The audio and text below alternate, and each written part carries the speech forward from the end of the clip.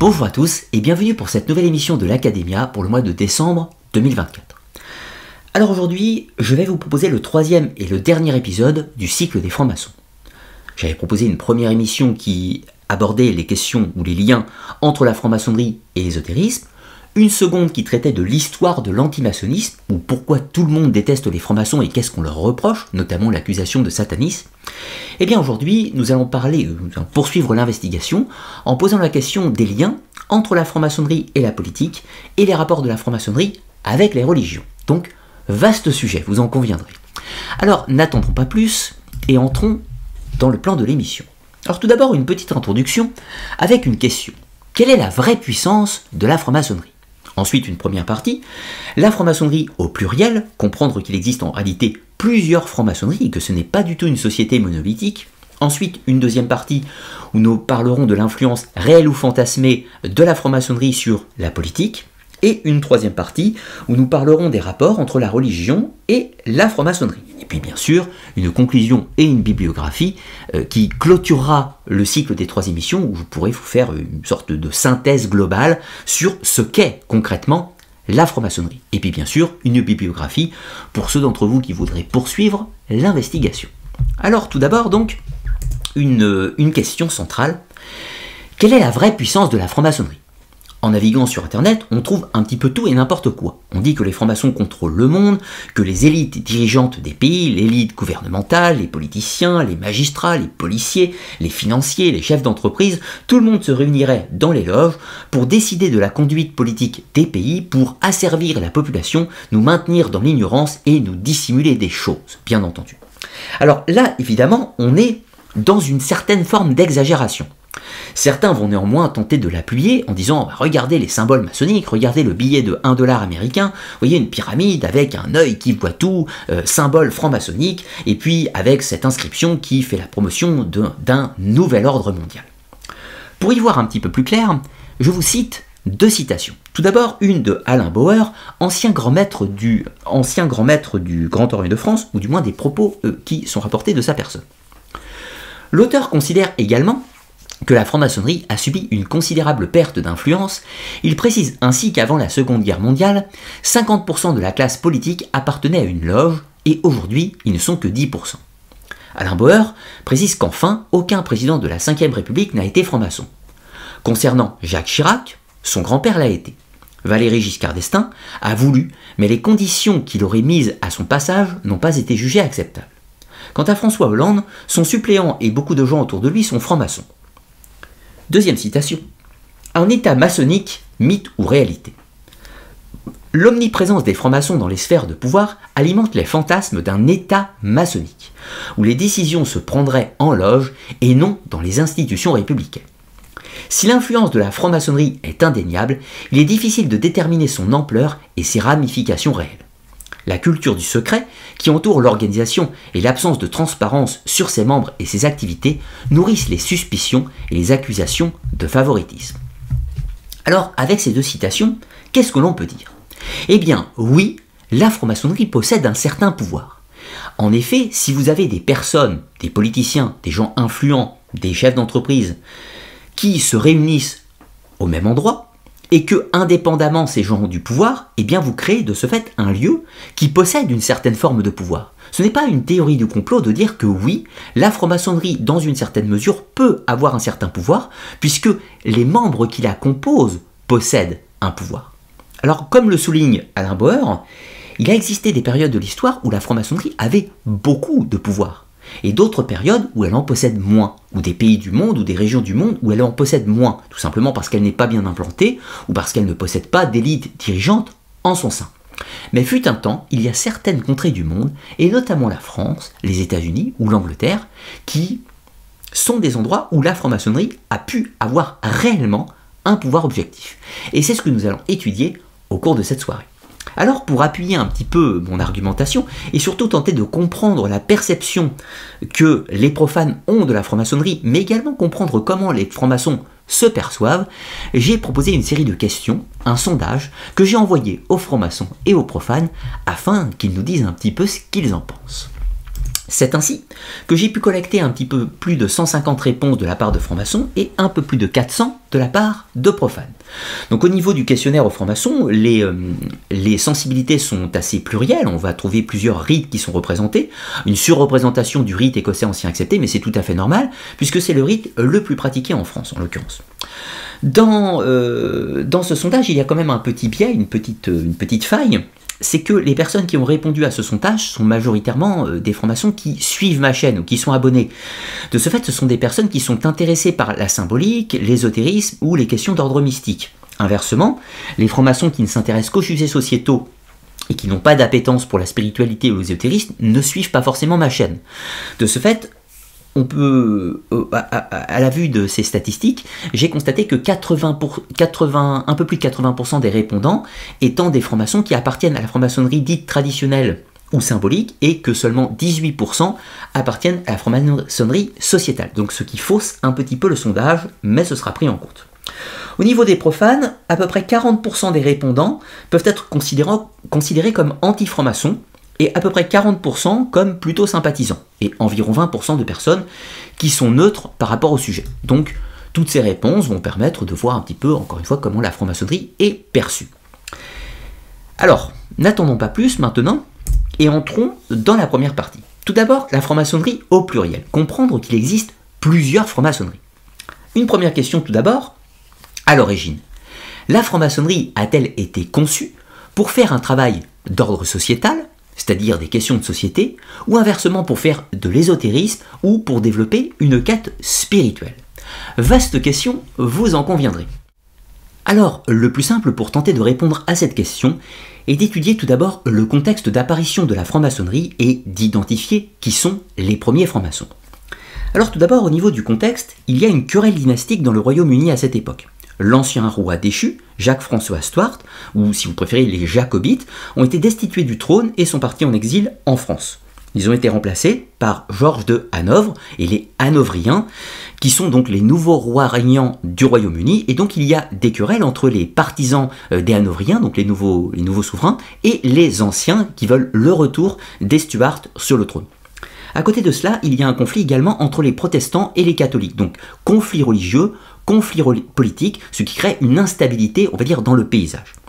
Au-delà de cela, il y a une émergence, une effervescence intellectuelle, nous sommes après la Renaissance, de ce fait il y a de nombreuses nouvelles idées, de nombreuses remises en cause, notamment dans les domaines scientifiques, qui sont proposées dans la société et qui vont aboutir progressivement à ce qu'on appelle en fait la philosophie des Lumières.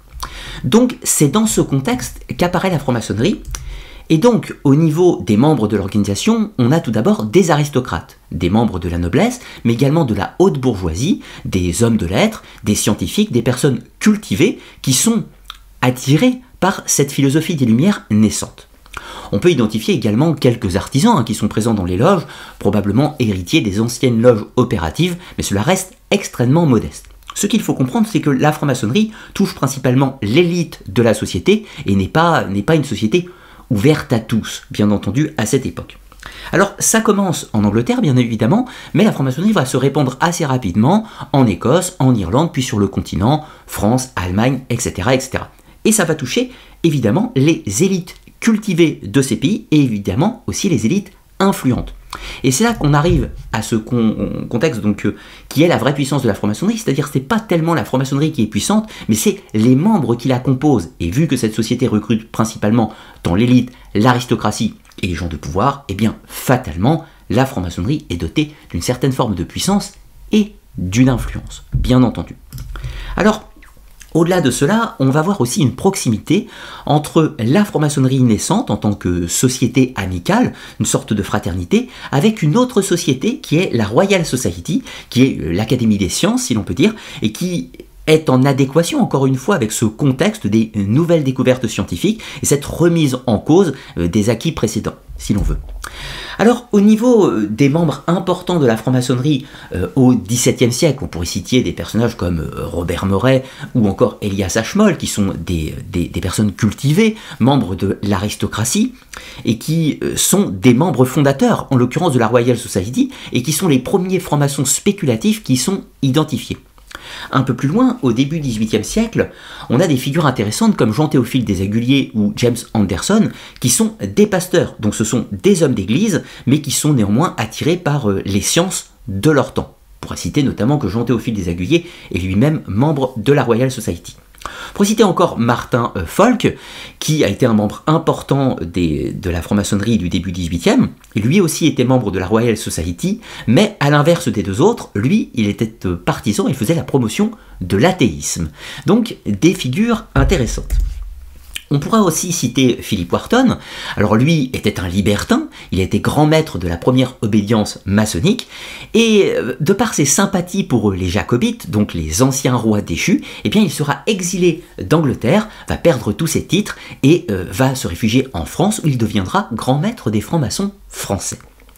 On citera encore Francis Scott, donc lui aussi a été grand maître de la première grande obédience maçonnique, et lui aussi était membre de la Royal Society. Alors, ce qu'il faut comprendre, c'est que la franc-maçonnerie est une société amicale, une fraternité, un club de réflexion philosophique qui touche l'élite de la société, mais en ce sens, ce n'était pas la seule société de ce type à l'époque. On pourra citer l'ordre des francs jardiniers ou encore l'ordre des forestiers et certains ordres néo-druidiques. Donc, toutes ces sociétés, ce sont encore une fois des clubs philosophiques qui se réunissent dans des milieux choisis. Et il se trouve que parmi toutes ces sociétés, c'est la franc-maçonnerie qui aura le plus de succès et qui va se répandre mondialement. Cela s'explique du fait que la franc-maçonnerie était plus impliquée, plus installée dans les villes, dans les lieux de pouvoir, encore une fois, alors que par exemple les francs jardiniers étaient plus dans la ruralité et touchaient plutôt ce qu'on va appeler les gentlemen farmers, en gros. Même si ces sociétés existent toujours de nos jours et partagent sensiblement les mêmes symboles, la même architecture rituelle que la franc-maçonnerie. D'ailleurs, faisons un petit point à ce stade. Les rituels de la franc-maçonnerie de la fin du XVIIe et du début du XVIIIe n'ont pas du tout la codification qu'on connaît aujourd'hui. Aujourd'hui, les rituels sont très complexes, les francs-maçons se réunissent dans des loges avec tout un tas de symboles et une architecture rituelle très construite, mais à l'époque, c'était tout à fait embryonnaire. Cela ne ressemblait pas du tout aux rites maçonniques qui sont pratiqués aujourd'hui. Autre chose encore, au tout début XVIIIe, même fin XVIIe, les francs-maçons se réunissaient dans des tavernes, dans des arrière-salles de tavernes, et pas du tout dans des temples secrets dissimulés dans des souterrains de la ville. On était vraiment sur des clubs de réflexion philosophique encore, et à ce stade, on ne peut pas identifier d'intérêt pour l'ésotérisme, la spiritualité ou quelconque quête mystique. On est vraiment sur des fraternités, encore une fois. Donc, on peut tendre à penser à ce stade que la franc-maçonnerie des origines est plutôt portée sur le débat de société et sur des réflexions philosophiques cohérentes avec leur époque que sur une aspiration ésotérique ou mystique, qui va venir par la suite, bien entendu, mais nous n'en sommes pas tout à fait là encore. Alors, néanmoins, j'ai posé la question aux francs-maçons, à savoir qu'est-ce qu'ils pensent de leur société, et pour eux, la franc-maçonnerie à l'origine a-t-elle été créée pour faire du sociétal ou de l'ésotérisme? Eh bien, 60% m'ont répondu pour faire de l'ésotérisme, 12% m'ont répondu pour faire du sociétal, et 28% m'ont répondu les deux. Voilà quelques extraits. Ni l'un ni l'autre, je pense, mais plus de la charité comme en Angleterre. À l'origine même, la franc-maçonnerie a été créée pour faire de l'ésotérisme. Elle a toujours eu une double vocation, symbolique et réflexion sur la société. Les deux, à mon sens, il s'agit des deux jambes d'un même corps. Pour l'ésotérisme, les déviances sociétales sont dues à l'histoire de France, révolution, empire, etc., etc. Alors posons la même question aux profanes, comment perçoivent-ils la franc-maçonnerie? Eh bien, 30% m'ont répondu que pour eux, la franc-maçonnerie a été créée pour faire de l'ésotérisme, 9% m'ont répondu pour faire de la politique ou du sociétal, et 61% m'ont répondu les deux. Je cite les extraits. Politique avec des emprunts ésotériques pour renforcer son image mystique. Cela peut être les deux, selon les obédiences. Les deux, elles orientent les courants politiques et se consacrent aussi à l'ésotérisme. Les deux, avec une influence variable selon les époques. Ésotérique à la base, mais de plus en plus politisé. Alors, vous voyez que le sujet n'est pas simple, et beaucoup de francs-maçons, et même beaucoup de profanes, perçoivent la franc-maçonnerie des origines comme une structure qui était déjà de nature ésotérique, alors que ceci est très loin d'être prouvé sur le plan historique. Et voyons pour cela le développement de la franc-maçonnerie, comment elle va évoluer. Comment cette société amicale est devenue une société secrète géante comptant plusieurs milliers d'adeptes. Eh bien, Il y a eu donc tout d'abord des premières loges qui se réunissaient indépendamment des petits groupes de personnes, mais au gré du temps, ces petites loges de quelques membres ont décidé de se réunir pour former ce qu'on appelle une obédience. Alors, qu'est-ce que c'est une obédience ? Eh bien, c'est une sorte de superstructure qui va encadrer le fonctionnement de toutes les loges. C'est comme une fédération qui donne une charte de fonctionnement pour que toutes les loges puissent fonctionner correctement et de façon semblable. Alors cette charte va s'appeler les Constitutions d'Anderson ou Constitution des francs-maçons, et une première version sera publiée en 1723.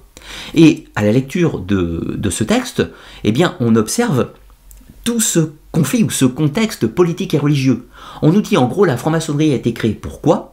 Eh bien pour être un lieu de concorde où les gens vont pouvoir se réunir au-delà de tous les conflits partisans. Que vous soyez jacobite, hanovriens, protestants ou catholiques, voici un club, un cercle de réflexion philosophique où vous allez tous pouvoir parler ensemble, partager ensemble, sans conflit, dans la paix et la bonne entente. Société amicale dans le but de créer la concorde. Mais tout ceci va progressivement évoluer.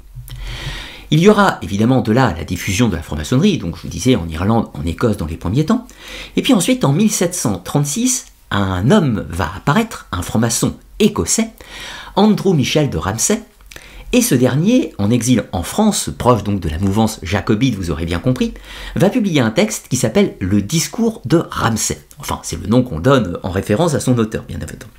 Et là, dans ce texte, il ne présente plus du tout la franc-maçonnerie comme étant l'héritière des bâtisseurs du temps des cathédrales, mais il dit la franc-maçonnerie est l'héritière de la chevalerie des croisades, possiblement des templiers ou des hospitaliers, mais en plus de cela, la franc-maçonnerie est la gardienne d'une tradition spirituelle, d'une tradition mystique, de la même façon que les cultes à mystère de l'Antiquité.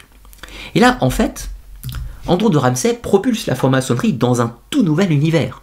On n'est plus du tout sur un club de réflexion simplement philosophique, une société de charité et de bonne entente. Là, tout d'un coup, la franc-maçonnerie devient une école initiatique, une tradition à mystère qui porte un enseignement datant de la nuit des temps. Une sorte de tradition primordiale avant l'heure, si chère à René Guénon en l'occurrence. Et de là, en fait, on voit une colorie ésotérique qui va apparaître dans la franc-maçonnerie, et notamment avec l'apparition du système de haut grade. Je m'explique. Au début, il y avait 2 grades dans la franc-maçonnerie, apprenti et compagnon. Et puis ensuite, à ce moment-là, c'est l'invention du grade de maître. Le grade de maître, qui lui a une portée ésotérique, avec la mort symbolique du maître Hiram, sorte de scène théâtralisée où l'initié va vivre une mort symbolique et une résurrection tout aussi symbolique, de la même façon que les cultes à mystère de l'Antiquité. Et ce qui est intéressant, c'est que cette figure d'Hiram n'est pas présente dans les premiers temps et apparaît au moment où cette colorie ésotérique apparaît dans la franc-maçonnerie. Et de là, à la suite, seront créés des systèmes de haut grade, donc qui ont pour but d'explorer plus en avant cette mystique ésotérique, cette mystique chrétienne, inspirée par des éléments de la chimie, de l'hermétisme et de tout un tas de traditions ésotériques de l'époque. Mais ce n'est pas spécifiquement natif à l'origine. Donc, parmi ces hauts grades, on va trouver tout un tas de titres: maître écossais, chevalier de l'épée ou de l'Orient, patriarche noachite, chevalier de l'aigle noir, prince souverain Rose-Croix, chevalier Kadosh, grand maître des planisphères, gardien de la voûte céleste de Jérusalem, et j'en passe. Tous ces hauts grades apparaissent à partir des années 30, et ce, jusqu'à la fin du XVIIIe siècle. Et c'est de ces hauts grades que vont naître en fait tous les systèmes codifiés des rituels qui vont se stabiliser en fait à la fin du XVIIIe siècle et au début du XIXe siècle, donnant l'apparence actuelle de la franc-maçonnerie grossièrement. Donc, ce qu'on peut dire à ce stade, c'est qu'à l'origine, la franc-maçonnerie est plutôt un club sociétal qui va évoluer, du moins pour une partie d'entre elles, dans une version plus spirituelle, plus ésotérique. Au point que certains francs-maçons font même dire qu'en fait, il en a toujours été ainsi. Et là, ça ouvre le débat. En 1756, un texte sera publié, le Hyman Reason. Alors là, vous avez un extrait de la 2e édition, quelques années plus tard, de 1764, écrit par Laurent Dermotte. Alors, dans ce texte, on nous dit, je vous cite un petit extrait. Vers l'année 1717, référence à la première obédience fondée, quelques compagnons joyeux, ayant obtenu le degré de compagnon, décidèrent de former une loge pour eux-mêmes, afin de se remémorer par leur conversation ce qui leur avait été transmis auparavant. Et si cela s'avérait impossible, il convenait de substituer quelque chose de nouveau, qui pourrait à l'avenir passer pour de la maçonnerie parmi eux. Il a également été jugé opportun d'abolir l'ancienne coutume d'étudier la géométrie dans la loge. Certains jeunes frères ont démontré qu'un bon couteau et une fourchette dans les mains d'un frère habile sur des matériaux appropriés procureraient une plus grande satisfaction et apporteraient davantage à la convivialité de la loge que les meilleures échelles et compas d'Europe. Il a ensuite été proposé que comme il avait été décidé de porter des tabliers, ceux-ci soient retournés à l'envers pour éviter d'avoir l'air de simples artisans. Cette proposition a été adoptée et a atteint son objectif. Ce qui était autrefois la partie inférieure est désormais attaché autour de l'abdomen, tandis que le bavoir et les cordons pendent vers le bas, de manière à convaincre les spectateurs qu'il n'y avait aucun maçon opératif parmi eux.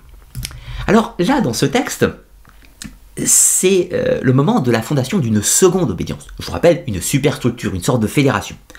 Cette nouvelle obédience se qualifie d'ancienne. Elle se dit en gros, nous sommes les véritables détenteurs de la tradition maçonnique, nous sommes les anciens, et celle qui a été créée en 1717, eh bien eux ce sont les modernes, ce sont des déviants, ils ne font pas vraiment de la franc-maçonnerie. Donc là on nous dit à ce stade, l'obédience de 1717, c'est une maçonnerie philosophique, un club de réflexion plus porté vers la fourchette et vers les mers raffinées, et nous sommes de vrais francs-maçons authentiques, dédiés dans une démarche spirituelle, portés par la spiritualité. Nous sommes théistes, c'est-à-dire qu'il y a l'idée que nous vénérons Dieu, révélé par le texte sacré de la Bible. Nous ne sommes pas des athées, nous ne sommes pas des libertins, nous ne sommes pas tout un tas de choses. Donc là, on nous fait quelque chose historiquement qui nous dit, en gros, la vraie franc-maçonnerie, eh ben non, elle n'était pas sociétale à l'origine, elle était ésotérique et mystique dès les premiers temps, elle a été dévoyée au début du XVIIIe siècle. Vaste querelle, vous en conviendrez. Et évidemment, c'est un débat d'historiens de tenter de trancher entre les deux. Mais nous y reviendrons pour tenter, en conclusion de cette émission, d'apporter une réponse, si autant que faire possible, à ce débat. Alors, cette querelle entre les anciens et les modernes, comme elle prend le nom en Angleterre, va néanmoins se résoudre assez rapidement. Au début du XIXe siècle, les deux obédiences vont décider de fusionner. Ils vont réussir à se mettre d'accord, mettre fin au conflit. Alors, ne nous le cachons pas, en réalité, c'est la loge des anciens, la plus récente, celle portée vers le théisme et la spiritualité, qui va l'emporter et qui va plus ou moins imposer sa vision des choses. Donc, les deux obédiences fusionnent, il y a des compromis rituels entre les deux, mais globalement, c'est la loge des anciens qui prend l'ascendant. Donc, de ce fait, à ce moment-là, la franc-maçonnerie anglaise et plus largement anglo-saxonne, va prendre cette affirmation qui est que la franc-maçonnerie est une société théiste qui croit en un Dieu révélé sous le nom de grand architecte de l'univers, qui est porté vers la spiritualité dans une démarche symbolique avec tout un tas de symboles pour le travail intérieur, le développement personnel, le développement spirituel si vous préférez, fait œuvre de charité, de bienfaisance, mais ne se mêle pas de politique et ne se mêle pas de religion. Donc sous-entendu, c'est le glas, la franc-maçonnerie ne fait pas de sociétal, ou du moins elle n'en fait pas directement. Certes, on pourrait dire, la charité, la bienfaisance, c'est une forme d'activité sociétale, peut-on dire d'une certaine façon, mais elle n'entre pas dans le débat d'idées, elle ne fait pas de propositions de loi, elle ne tente pas d'influencer sur la politique, etc. Alors, cette posture que prend la Grande Loge Unie d'Angleterre, comme on va l'appeler, elle vient du fait justement de ces conflits, de toute cette problématique de l'Angleterre ou du Royaume-Uni de cette époque, avec les conflits entre les Stuarts, les Hanovriens, les protestants, les catholiques. L'idée, c'est un lieu de concorde où on n'emmène pas ces problèmes dans la loge, au contraire, on travaille tous ensemble, en bonne entente et en bonne harmonie. Donc, à ce stade, le problème pourrait être résolu. La franc-maçonnerie traditionnelle anglaise est une structure, encore une fois, bienfaisante, charitable, qui croit en un Dieu révélé, via la tradition biblique principalement, et qui travaille sur le développement de ses membres via les symboles et une tradition ancienne. C'est QFD. Sauf que cela ne va pas se passer tout à fait de la même façon sur le continent, et principalement par chez nous, Cocorico.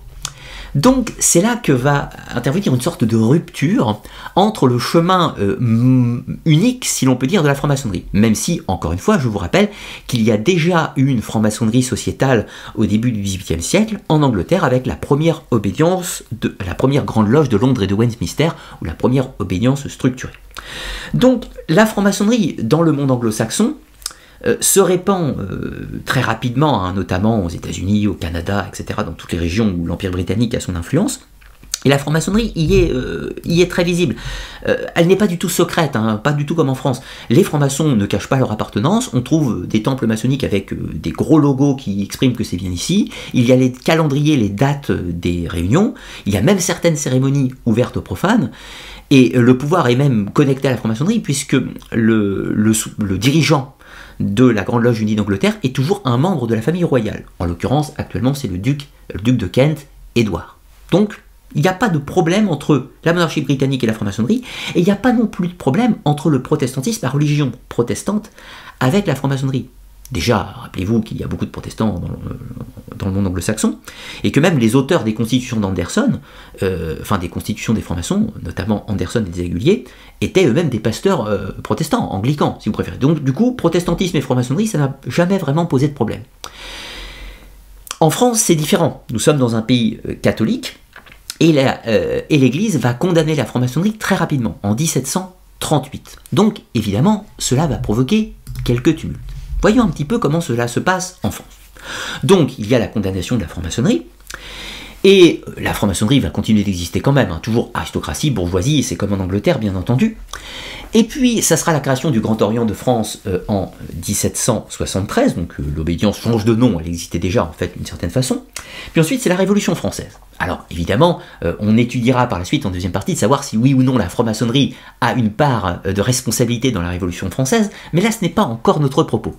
Tout cela pour dire qu'à ce stade, il y avait à peu près 1000 ou 1200 loges actives en France avant la Révolution française, et après la Révolution française, pendant la Terreur, il n'y avait plus qu'une vingtaine en activité. Donc la franc-maçonnerie a souffert de la Révolution française. Et là, à partir de là, la maçonnerie française va être précipitée dans les arcanes du pouvoir, à tort ou à raison, et pas forcément de sa volonté. Napoléon va tenter de centraliser la franc-maçonnerie pour la mettre sous son emprise, choisir intelligemment ses dirigeants et utiliser la franc-maçonnerie comme une sorte de réseau pour faire la promotion de sa vision impériale. Évidemment, quand c'est la chute de Napoléon, le retour des rois sur le trône de France, eh bien c'est une période de trouble pour la franc-maçonnerie. Cette dernière se trouvant associée à l'Empire, eh bien elle tombe en disgrâce, elle est sous surveillance et plutôt en perte d'influence, peut-on dire. Évidemment, cela va politiser plus ou moins les francs-maçons.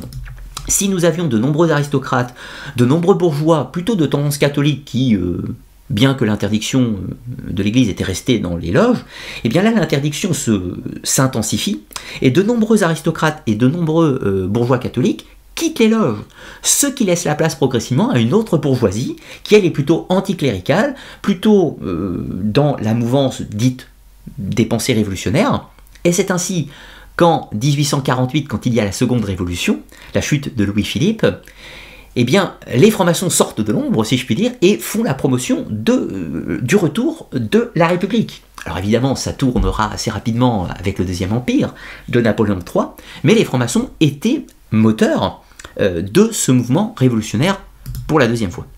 Alors ensuite, la franc-maçonnerie va s'impliquer très très lourdement en politique à certains moments. On pourra citer l'épisode de la Commune de Paris en 1871, donc c'est le moment de la chute de Napoléon III.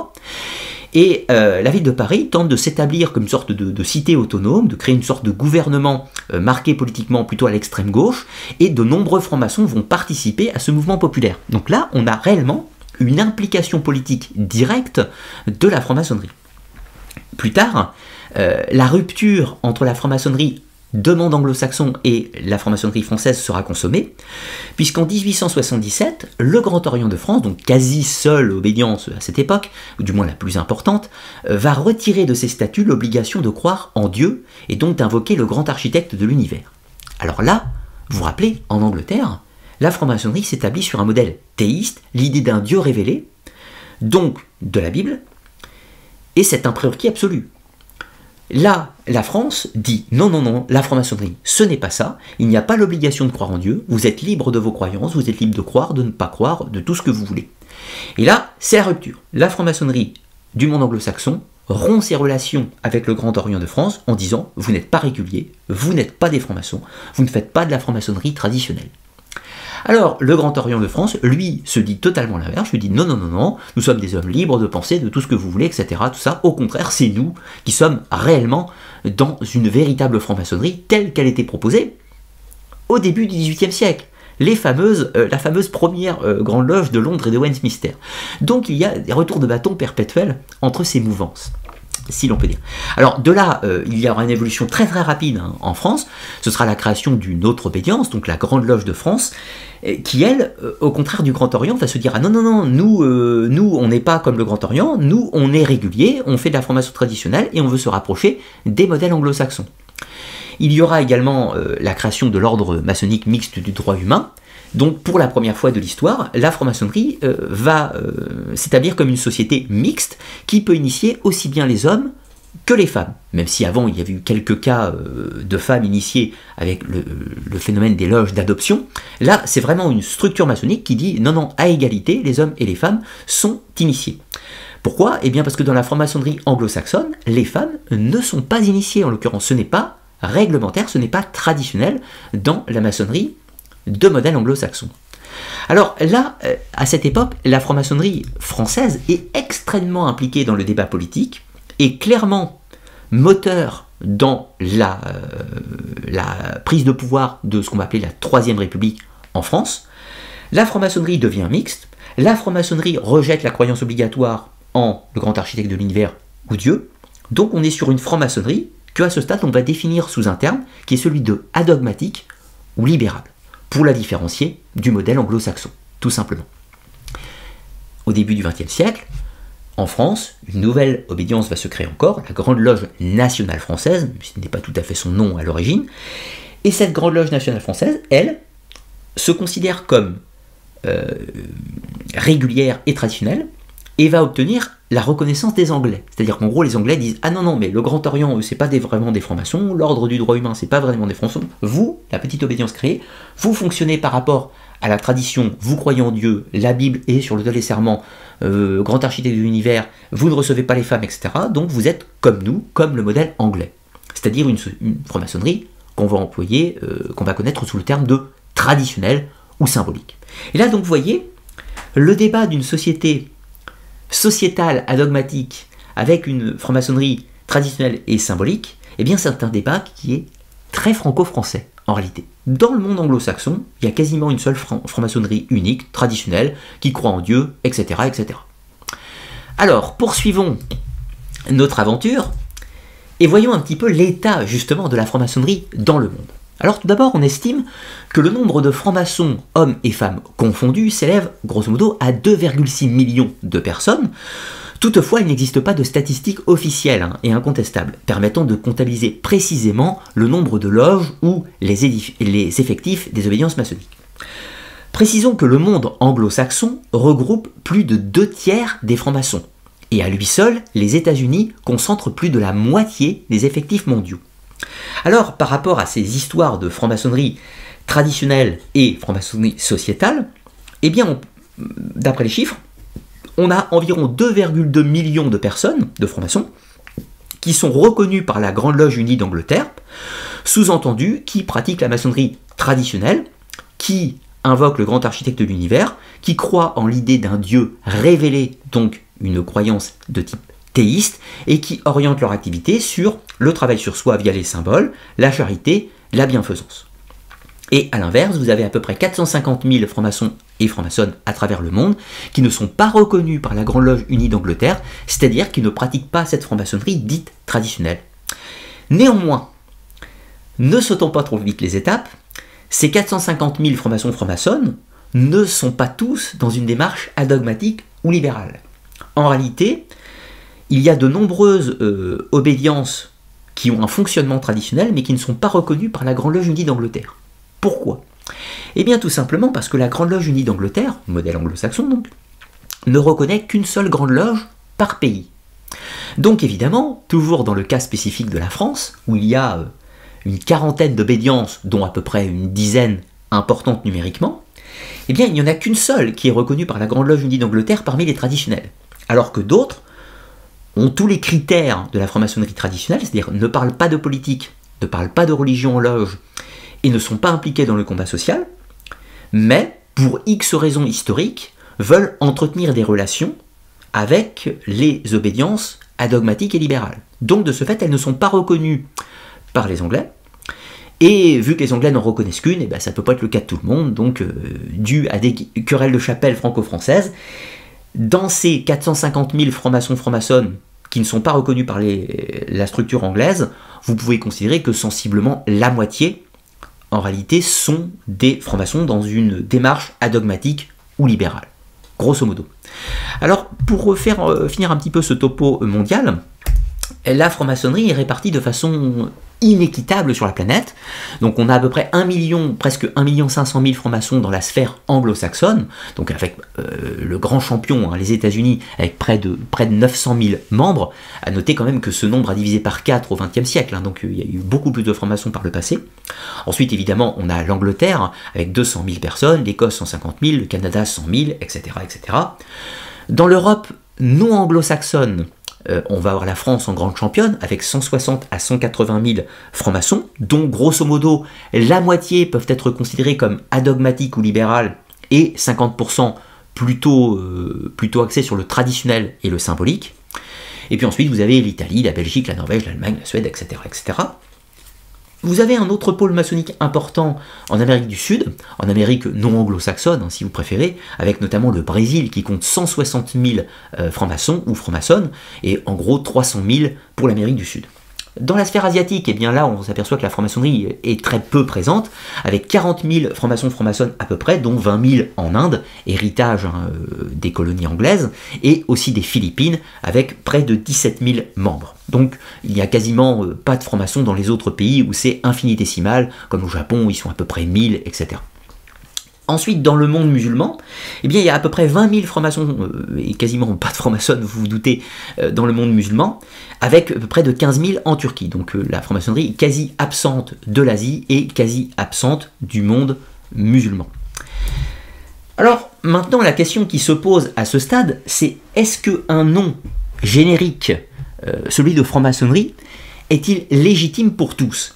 Est-ce que c'est légitime que des francs-maçons qui croient en Dieu révélé, qui ne parlent pas de politique, pas de religion, et font uniquement des œuvres de charité et de bienfaisance et du développement personnel sous une forme de spiritualité, est-ce que c'est compatible avec des gens qui, sous le même nom, vont faire un travail sociétal, s'engager dans le débat politique, tenter de participer à l'amélioration de la société, en première approche, c'est-à-dire que le développement sur soi est tout à fait possible, mais le premier sujet, c'est néanmoins l'enjeu sociétal, si l'on peut dire. Donc, est-ce que c'est compatible sous le même nom? Vaste sujet, évidemment, chacun aura son point de vue sur la question, et je vais d'ailleurs tenter tout à l'heure de vous présenter un petit peu les résultats du sondage. Alors, du coup, la question qu'on peut se poser, c'est donc la recherche d'ordre spirituel, de symbolisme et de quête ésotérique, et fait-elle bon ménage avec les questions sociétales? Prenons un exemple historique. En 1871, les francs-maçons parisiens vont se joindre au mouvement populaire de la Commune de Paris. Donc c'est un mouvement politique marqué à l'extrême gauche, et les francs-maçons vont être actifs dans ce mouvement. Paradoxalement, à côté, en face, vous avez une cérémonie franc-maçonnique, donc une cérémonie d'élévation à la maîtrise, qui rejoue la scène théâtralisée de la mort d'Hiram, la mort et la résurrection symbolique. Donc c'est un rite initiatique qui a pour but de provoquer un effet psychique, un effet métaphysique sur le récipiendaire, le candidat. Est-ce que ces deux approches sont compatibles entre elles sous un nom unique? La question est posée. Alors, pour vous montrer un petit peu ce que représente la franc-maçonnerie sociétale, la franc-maçonnerie adogmatique ou libérale, on va prendre quelques exemples dans le Grand Orient de France avec ce qui s'appelle les questions à l'étude des loges. Donc tous les ans, le Grand Orient de France propose une liste de questions à tous ses ateliers, qui est une sorte de colonne vertébrale, la thématique annuelle, on va dire, du Grand Orient de France, et je vais vous citer ces questions. Alors en 2021-2022, c'était: en quoi la législation de l'euthanasie active en France serait-elle une avancée humaniste? Peut-on parler de laïcité sans parler de religion? Peut-on combattre les inégalités sans questionner le rapport entre capital et travail? Pour un franc-maçon, ce qui se passe au bout du monde est-il aussi important que ce qui se passe au bout de la rue? Europe, levier ou maillet pour la liberté de conscience? Les questions pour les années 2023-2024. L'abstention aux élections ne fait que croître. Comment réconcilier les électeurs avec le fonctionnement de la démocratie? Le combat du franc-maçon est-il seulement un combat d'idées? Si défendre la laïcité implique une attitude ferme, voire autoritaire, cela est-il compatible avec les valeurs de tolérance que nous prônons? Les actions de désobéissance civile sont-elles justifiables? Pour ne pas entrer dans un conflit de l'eau entre les peuples et les groupes sociaux, n'est-il pas temps que l'eau soit reconnue comme bien commun? Pour poursuivre la construction européenne, que faut-il transmettre à tous les citoyens pour renforcer le sentiment d'appartenance? Alors là, dans ces questions, on n'est pas du tout sur des sujets de nature ésotérique ou spirituelle. On est sur des questions sociétales qui sont de notre temps, qui concernent plus ou moins tous les citoyens, mais du coup, l'archétype, c'est-à-dire le cœur, la moelle, la structure et les centres d'intérêt du Grand Orient de France, pour citer en exemple, c'est les questions sociales. Les questions métaphysiques de l'existence du divin, de l'existence de l'âme après la mort, tout ça, ce n'est pas le centre de réflexion du Grand Orient de France. D'où ce n'est pas la même chose que la franc-maçonnerie de la Grande Loge Unie d'Angleterre, par exemple, où les questions principales sont l'existence de l'âme, le destin de l'homme, la nature divine et tout ce que vous voulez. Ce n'est pas le même sujet. Est-ce légitime de porter le même nom? La question est posée encore une fois.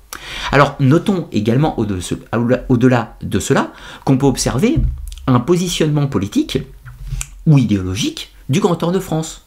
On n'est pas du tout sur une structure qui est absolument neutre. Ce n'est pas du tout vrai. Il y a quand même certains sujets qui sont mis en avant. Alors, bien évidemment, chacun est libre de ses paroles et chacun pourra les exprimer de la façon, mais il y a quand même une certaine forme d'orientation. Je prends par exemple la question sur l'Europe. Il y a l'idée que l'Europe, c'est plutôt quelque chose de positif, et la question c'est comment on peut faire comprendre cela aux personnes.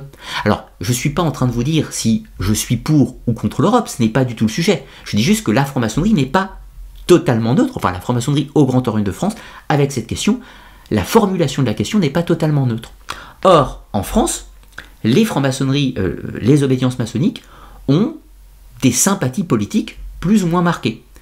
Par exemple, le Grand Orient de France et l'Ordre mixte international des droits humains sont plutôt politiquement marqués à gauche. Inversement, la Grande Loge nationale française et la Grande Loge de l'Alliance maçonnique française sont des obédiences plutôt marquées à droite. La différence étant que les deux dernières, donc la Grande Loge nationale française et la Grande Loge de l'Alliance maçonnique française, sont des obédiences dites traditionnelles, donc qui ne parlent pas des sujets sociétaux et pas de politique et pas de religion.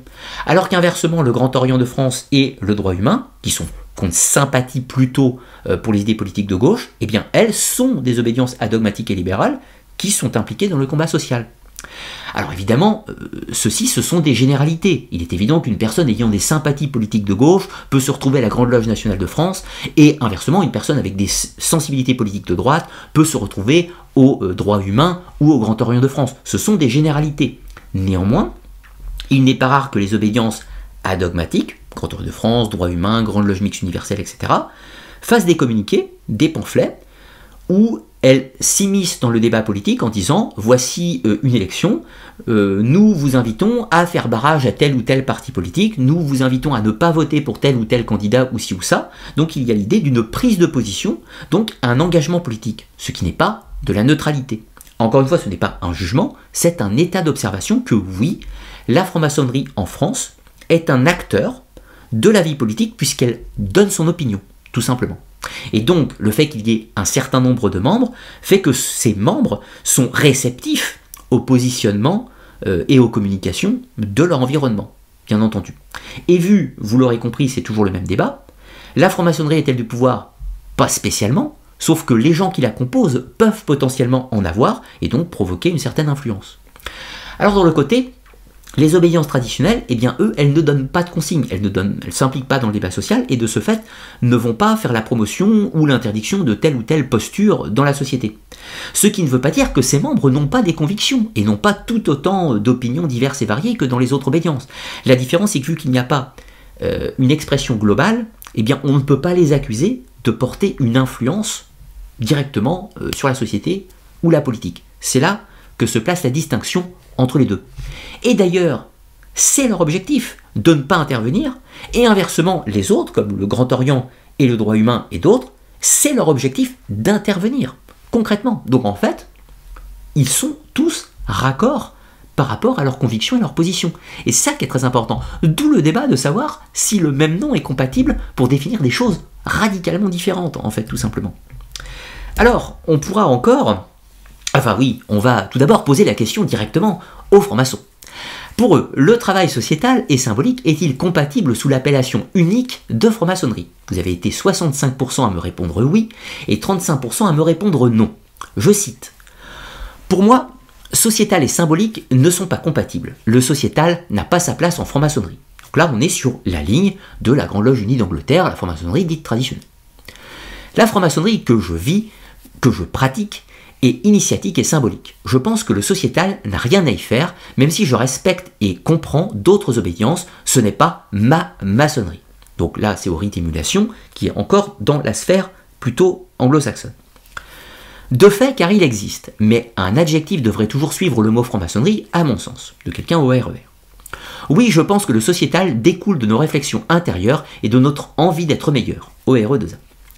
Si le travail sociétal et symbolique est abordé d'un point de vue ésotérique, oui, au rite ancien et primitif de Memphis-Misraïm. Donc là, vous voyez des débats assez partagés. Les gens, dans la majorité 65%, disent oui, en gros, la franc-maçonnerie est un nom qui peut être compatible pour des choses radicalement différentes, mais on a quand même 35% des gens qui disent bah non, moi j'ai pas envie qu'on m'associe au Grand Ordre de France, ou inversement, j'ai pas envie qu'on m'associe à la Grande Loge nationale française. Donc des débats de point de vue sur la nature, en fait, même de la franc-maçonnerie. Certains vont vous dire oui, c'est compatible puisque la franc-maçonnerie est multiple depuis son origine et aborde différents visages, elle est plurielle. Et les noms sont légitimes par l'histoire, et d'autres vont dire non, la franc-maçonnerie à l'origine c'était ça, et donc tout ce qui est différent n'est pas de la franc-maçonnerie, ça ne devrait pas porter le même nom. D'où la question, qu'est-ce qu'était la franc-maçonnerie à l'origine? Vous voyez l'idée. Alors maintenant, pour tenter d'y voir plus clair, nous allons entrer dans la deuxième partie et nous allons observer les faits. Quel est le rôle réel de la franc-maçonnerie dans l'histoire? Quel est son impact sur la politique, son impact sur la société? Et donc toujours la même question, quelle est la véritable nature de la franc-maçonnerie? Est-ce un club de réflexion spirituelle et philosophique, ou est-ce que dès l'origine, c'est un club à portée politique et qui était engagé et impliqué dans le combat social? C'est ce que nous allons voir dans la suite de cette enquête. Alors tout d'abord, posons la question. À l'origine, est-ce que la franc-maçonnerie était déjà, à son commencement, un club de réflexion politique? Est-ce qu'il y a des éléments dans ces textes, dans les documents qui nous sont parvenus, qui attesteraient de ce type de réflexion au sein de l'institution maçonnique? Ensuite, on parlera du rôle de la franc-maçonnerie dans les révolutions américaines, françaises, mais également quelques autres. Puis nous poursuivrons, avec un cas franco-français, encore une fois, le rôle de la maçonnerie au sein de la Troisième République. Ensuite, nous parlerons du monde selon la franc-maçonnerie, ou plus précisément, comment la franc-maçonnerie conçoit le monde et l'évolution de l'humanité. Et là, on rejoindra les théories qui accusent les francs-maçons de vouloir créer un nouvel ordre mondial, mais nous tenterons de faire la part des choses entre le mythe et la réalité. Alors, au final, pour conclure cette deuxième partie, qu'en est-il aujourd'hui? Est-ce que la franc-maçonnerie a toujours du pouvoir? Eh bien, c'est ce que nous allons voir. Alors commençons avec vos débuts. La franc-maçonnerie est-elle un club de réflexion politique? Eh bien, le plus simple, c'est d'aller directement consulter les textes et voir, grosso modo, qu'est-ce qui était permis de faire et qu'est-ce qui n'était pas permis. Alors, tout d'abord, c'est l'interdiction des discussions politiques en loge, que l'on va retrouver dans les textes fondateurs des...